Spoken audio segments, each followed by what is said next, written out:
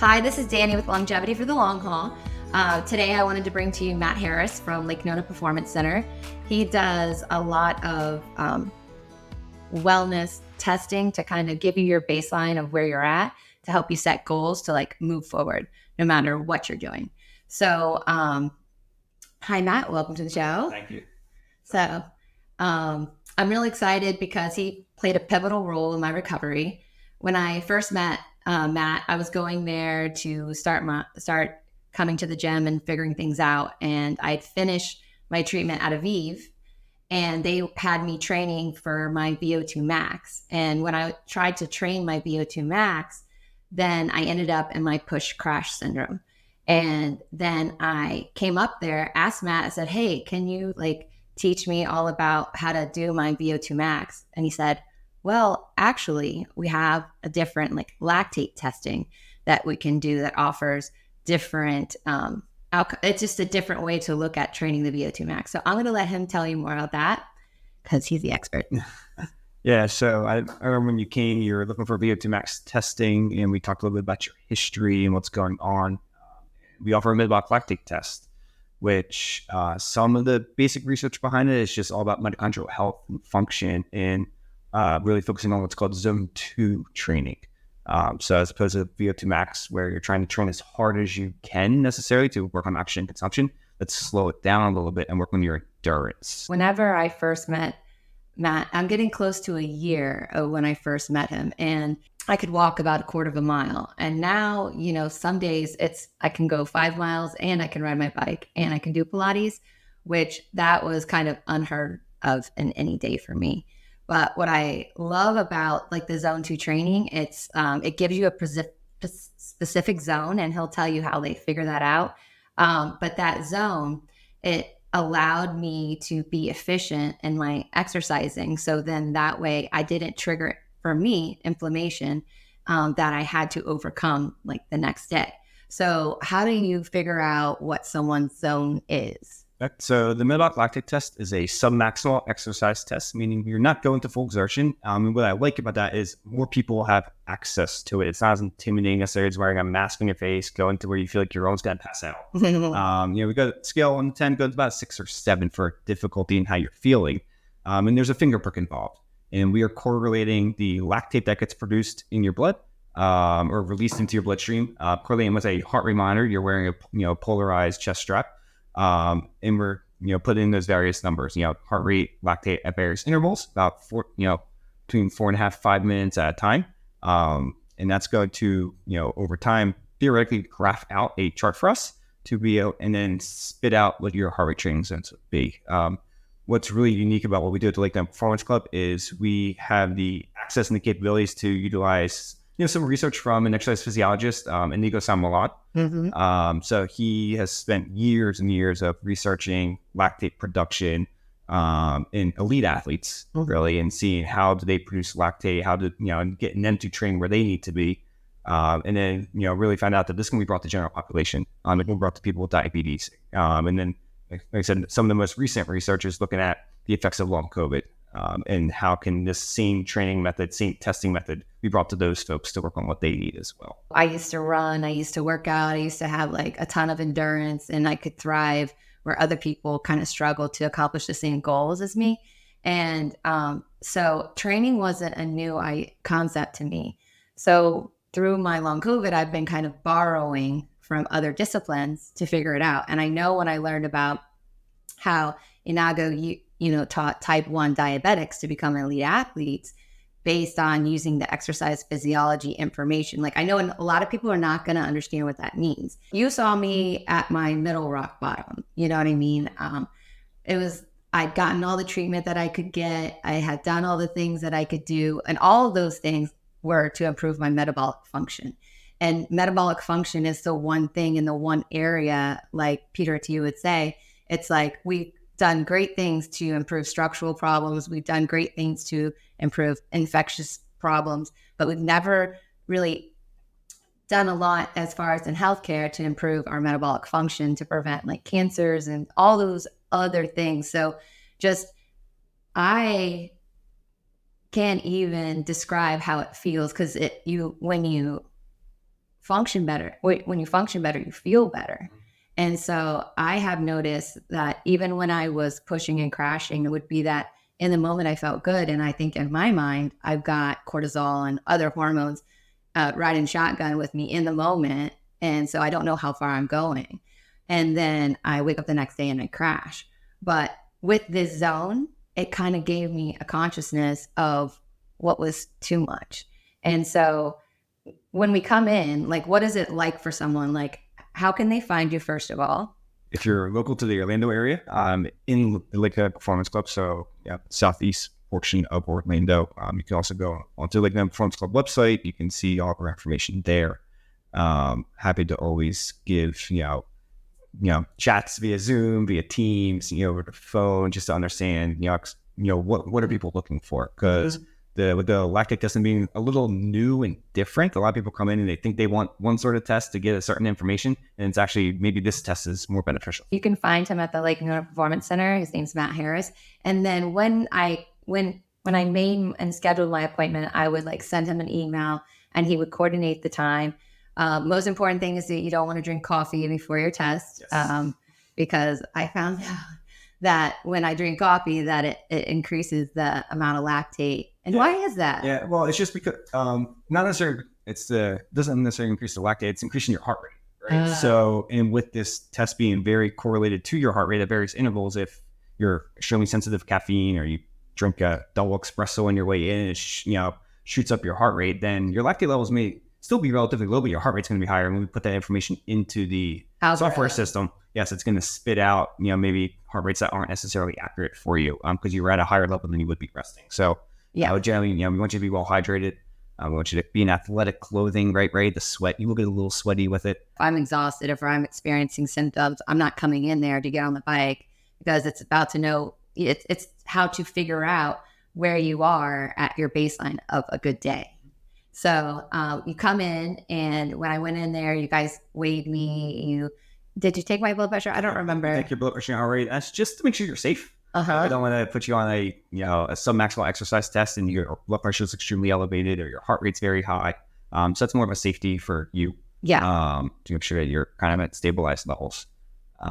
There is one thing we didn't mention. With the test, there is a finger prick involved. Yeah. All right. So that's the one thing to be mindful of. It's I don't think you feel it. I don't think. No, it's not that bad. No, you do a great job. So there's a finger prick involved, very similar to if you were taking a glucose test on your own at your house, right? Yeah. If you had to monitor your own glucose levels, very similar style to that. And I remember whenever I had my first test, it was my lactate at resting was higher than the average person at that point, right? Yeah. But in my second time after I had done some zone 2 training for probably I want to say, because I was anxious, I tried to get in there too soon. I wanted to get in at 3 months when I really should have just waited for 6 months, right? So, but that was the one thing that I saw an improvement on is that at baseline, my lactate, without doing any exercise, my lactate levels were lower. Yep. Yeah. And you always have the lactate in your blood, right? It's always going to be there. There's just kind of a general average of what would be considered someone who's just at rest. And then, as you exercise, it's going to start to increase. Yeah, because it's a fuel line, right, that we use. And so then whenever I get on the bike, I put the strap on, you do my baseline, you figure out, we get on the bike, and then you start me on the bicycle and you put it at a certain strain level and you have me ride until when? So, for the bike specifically, we'll increase the wattage that you're pedaling against every few minutes. So after I get to know a little bit about your background, about your training, we'll kind of figure out what's the best starting point for you. Because I also don't want to start you too low on the bike, where we're just kind of have some wasted interval levels. So we kind of, based on our conversation, we'll, kind of figure out, okay, this is where we'll start, try to get 1 or 2 levels that are more of a rest, warm up. And then, we really start to increase the wattage that you're going against. On average, we're going to increase about 25 watts every couple minutes. And, at each increase of wattage is when we're going to take another measurement of lactate. We're going to see how your heart rate was at that moment, increase the wattage, and then repeat until we normally need the information on you. Yeah. So, and it was just I'd start just the basic level. He would be monitoring my vital signs and seeing how I'm responding to that kind of strain level. And then he would take my blood again, and then he would increase it. And he would kind of push me to my max at that point, to where I'm just like, I'm done. Yeah, generally getting to about that lactate threshold. Yeah. And is where we're then going to stop it. So at no point should it ever feel like it's the hardest test you've ever done. No. But yeah, so we'll push you a little past what's considered that zone 2. And it doesn't take a lot of time, right? Average tests, generally about 20, 25 minutes or so, give or take. Yeah. And then you're all said and done. And like for me in my long COVID situation, I would plan for me to be in a good zone, to get in there, do the testing, and then know that I will have extended, like used a certain amount of my strain level for the day, and be conscientious of that. Who actually comes in and does the lactate testing? Like, who's your average? What's your clientele like? Yeah, so we use the lactate testing for a few different reasons. So we've had a few folks that come in with the long COVID. We have folks that want to do the lactate testing. Maybe they're high performing athletes, and they want to kind of just be able to reset their zones. Maybe they're training for a marathon. I personally used it when I just trained recently at the Disney Marathon back in January. So I did my lactate tests about August the year prior to set my zones. And so it's nice to kind of have that, as opposed to just doing a generalized, 65% of my, 220 minus my age, that's a generalized way to do it, but we like to say blood doesn't lie. Yeah. So we have your endurance athletes, we'll have your long COVID individuals with chronic diseases, potentially people with diabetes. And then a big part of it is for our weight management program. Yeah. Because, with this zone 2 training, not only does it help the mitochondrial health, maybe adjusting some metabolic dysfunctions, mitochondria are important for insulin reuptake, right? And so if they aren't functioning properly, let's train them a little bit, maybe lower some of those blood glucose levels over time. So zone 2 is also the most important when it comes to fat max oxidation. Yeah. Right. So that is the heart rate at which your body is going to utilize the most, fat for fuel, theoretically, right? And you can tap into your fat stores a lot longer than your carbohydrates. So you can sustain endurance for a longer period of time, while also, theoretically losing the weight that you want to lose. Yeah. Because when you exercise too hard, you start to break down your muscle. So this zone 2 is great for those that are looking to truly lose, weight in the And it's like, that's that's usually the highlight that I talk to about anybody and everybody that comes in, because it's the fuel source that it actually uses. So when I first started all my treatment, I weighed 155, and I had my visceral fat was I can't remember what it was, 2.1 or something like that. And then through all of this training, I'm down to 0.06, I think it is, or 0.6. But I know I lost a pound or more, 1.5 of visceral fat. And that's so when people are always also looking at their health and wellness and they're stepping on the scale, that scale is not taking into consideration how much is fat, how much is muscle, how much is water. But by looking at your visceral fat, that actually tells you how your metabolic health is improving overall, and your energy efficiency is improving at a rate that is I just found that the dosing with exercise, your recommendation is I think for me, it was 4 hours and 30 minutes in a week, or 4 hours and 15 minutes. So I prioritize on my high recovery days, I prioritize my zone 2 training. I do my zone 2 training on my yellow days too, no matter what. And that's where I feel like you can make your most money. And when it comes to creating energy that you're going to use for the trends over time, because I didn't get to be to where I'm at overnight. I didn't start zone 2 training and then all of a sudden I was fixed. Even when I came back 6 months later, I saw that, I jumped up a little bit. It jumped up a little. My zone got smaller, and then I was actually on the board, because based on my results, my metabolic function was worse than someone who is pre-diabetic. And I'm probably still there, ish. I have to come back in and get retested. And I know someone else had been in and been tested before me. And I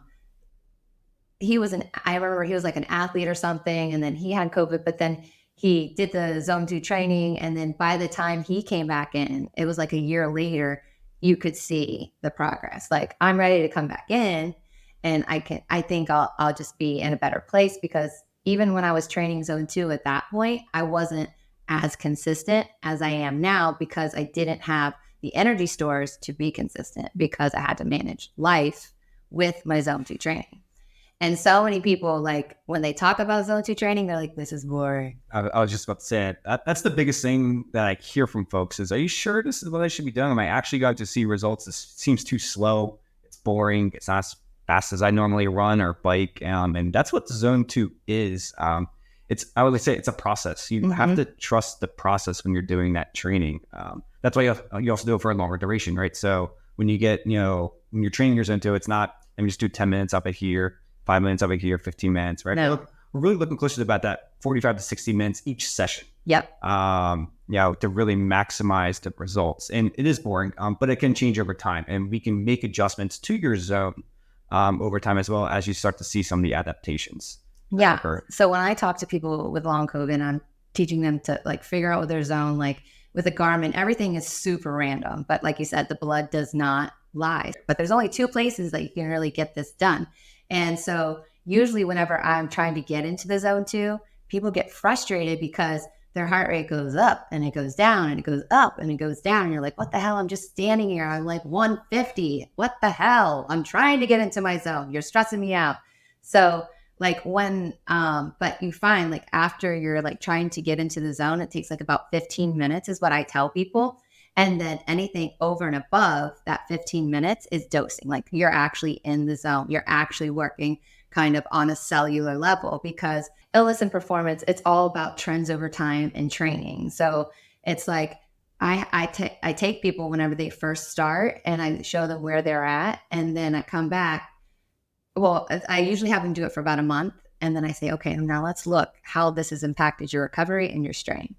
Because day to day, it's like I'm good or I'm bad. But when you take them back and look back in time and show them that, oh yeah, your HRV was 20 and now it is 30, like you start to see that your averages improve over time. And it's just like healing is the same, training is the same. And these tools, like I don't like to be divided up into my systems and my symptoms. I like to be like solve the problem. And to me, like so many of our aging illnesses and autoimmune disorders and, all of our ability to recover is based on our metabolic function. It's the food that we eat. It's how much sleep that we get. And, but this is like this is my favorite tool because I feel people with long COVID, they can get a whoop and they can figure out what their zone 2 is. And they can do that anywhere in the world, right? They may not be able to go get hyperbarics. They may not be able to go get central sensitization training, but they can do this. Like anybody can do this. And it makes me think about ancestral living because when we were, nomads, we had a lot of zone 2 in our lives. And there was a study that compared the mitochondria by doing a muscle biopsy. And I think this might have been the conversation I heard it from. A lot of history shows like muscle biopsies, especially the elite athletes correlating with lactate. Obviously, not everyone can do muscle biopsies, right? It's very invasive. Yeah. But they were talking about like the indigenous people where they took a muscle biopsy. It might have been him or Peter Attia, but they were talking about how these people, their metabolic function is 5 times that of our, industrialized society's metabolic function. And now there's like another study, that Dr. Mill, my other doctor, has that shows the metabolic function of someone with long COVID. And it's not like the whole reason why I'm doing this podcast is because a lot of people don't know where to start. And I think zone 2 training is an efficient and it is a productive way to start. And then when you understand you have to slow down before you can speed up in life, dang. And it's like a lot of the concepts are not really different from what you know to be true. Mm-hmm. And so what I found in my long COVID journey is I don't look for the hype or I don't look for the hate. And I stay out of that and I look for neutral, objective measurements. And my lactate testing and my zone 2 training is like objective. It is neutral. It is measurable because I feel like I'm failing every day. Well, in the beginning, I don't feel like that anymore, but I'm addicted to my zone 2 because I know I can use it as a tool along with my nutrition and sleep, when I use all the things. but it's really hard for people to kind of create that behavioral change because they don't see results overnight. Yeah. A couple of things you said there is with the zone 2, right? It's, because you train it, right? You function better, your mitochondria are healthier, but you can't see that per se, right? You go to the gym. I use this analogy a lot when I'm talking to folks there, even during the test or before it. You go to the gym, you want to grow your biceps. What do? You grab some dumbbells, maybe it's 10s, 15s. That first time you're doing it, you do some bicep curls. You do 3 sets of 10, right? Maybe you come back to the gym the next time you're going to do bicep curls again. Maybe use the same weights, right? Because it was a little challenging. So you 3 sets 10. Eventually, you'll get to the gym and it's bicep day, or arm day, and now you have to grab 15s, right? Because the 10s are too easy. Yeah. Same sort of concept when it comes to the zone 2, right? So you're giving your heart rate zones, you start training it, and maybe you notice, let's say, just for easy terms, for an hour. For 1 hour, you're going to go walk, run, jog, bike, whatever it might be. And you can cover 3 miles, right, in your heart rate zone. And maybe that happens for the first couple of weeks that you're doing this. And then you'll get to a point where now you start to notice consistently you're closer to about 4.5 miles every time. Maybe you're closer to 5 miles every time. What does that mean? That means you're actually now having to start to work harder. You're speeding up your pace a little bit to actually get your heart rate to where it needs to be. Right? Exactly. That's some of the progress that you see, some of the change over time, but it does take time. It's not something that you can, I can see my biceps getting bigger. You can't necessarily see it. Well, this is going to be something that you're going to help me with because I always have to navigate this push crash. What it means. That's what it means to me. Okay. And so I'm now going the same distance. And instead of staying in zone 2 longer, it's registering as zone 1. And so I am afraid, I'm not going to be afraid, but I'm noticing that I'm ready to start running. And I don't know, because the way I used to train was different. And so it was just like I could do whatever I wanted, and I could do the walk run. I could do the talk test when I was doing it. Talk test was one of those things that you can kind of figure out zone 2 as well. Right. Like anybody can do that anywhere. And that's what this whole podcast is about. What can you do at home? What is universal? What is accessible? And that's why I think this podcast particularly is so important, because anybody can do it anywhere. You just need a smartwatch, or if you don't have a smartwatch, then you can use the talk test. What is the talk test? So it's just being able to, your zone 2 would be if you're able to go out and have a conversation with, like we are right now, with somebody that you're next to without, having to stumble over your words, without having to take a, deep breath in between. Mm-hmm. It's just having a casual conversation that is, what's said to be you're in your zone 2. Mm-hmm. So it is an easy test that someone could do. There's some subjectivity to it. Yeah. So that'd be the difficult part to maneuver, but it can be done. Yeah. Like I know you like the Garmin and I like the Garmin. So I do both. Like I have the Whoop and Garmin because I compare both of their data, because I consider myself the body of knowledge, literally. So, but what I like about my Garmin is that I can look at my heart rate while I am exercising, and it also keeps track of the distance.